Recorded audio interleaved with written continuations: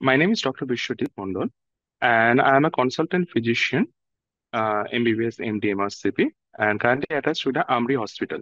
অতিরিক্ত ঘাম দেওয়া এসব যদি কিছু মনে হয়, তাহলে সবসময় যেটা প্রয়োজন, আপনি বিশেষজ্ঞের পরামর্শ নিন।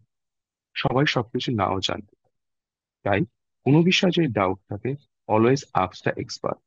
আপনি ডক্টরের পরামর্শ নিন। যদি উনি মনে করেন যে না, এটা হয়তো হার্টের কারণ থেকে হচ্ছে, তাহলে হয়তো উনি কিছু রিপোর্ট পরীক্ষা করতে দেবেন, আপনার কিছু ওষুধ বা কিছু সাবধানতা অবলম্বন করতে দেবেন। বাট হয়তো অনেক সময় দেখা যায় যে এটা হার্টের কোনো কারণ থেকে নয়, একটা অ্যাসিড রিফ্লাক্স বা অনিয়মিত খাওয়া দাওয়া বা খাদ্যাভ্যাসের জন্য হচ্ছে। সেক্ষেত্রে যদি আপনি সঠিক সময় এটার ট্রিটমেন্ট বা মূল্যায়ন করতে পারেন, তাহলে কিন্তু এটা আরো ভবিষ্যতে যাতে মারাত্মক আকার ধারণ না করে, অর্থাৎ পেটে কোনো ঘা বা অনেক সময় যেটা হয় খাদ্যনালী কোনো সমস্যা, সবের দিকে না এগোয়, তার জন্য আপনাকে সঠিক সময় পদক্ষেপ নেওয়া অত্যন্ত গুরুত্বপূর্ণ।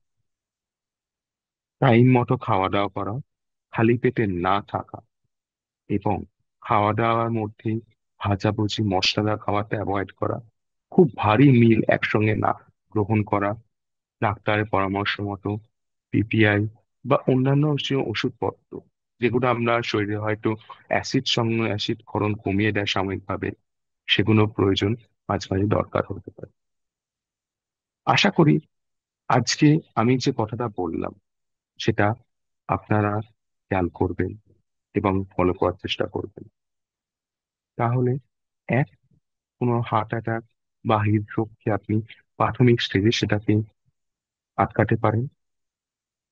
নতুবা যদি কোনো পেটের সমস্যা বা অ্যাসিড ডিসঅর্ডার, গ্যাস্ট্রিসোফেজিয়াল রিফ্লাক্স ডিসঅর্ডার হয়, তাহলে সেটাও আপনি প্রতিরোধ করতে পারেন বা আরো ব্যাপক আকার ধারণ করার আগে সেটাকে আটকাতে পারেন।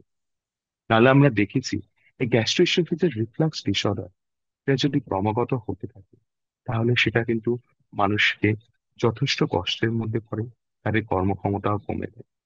আস্তে আস্তে অ্যাসিডের সমস্যা বা এইসবের জন্য তারা সঠিকভাবে পুষ্টিগত খাবার গ্রহণ করতে পারে না।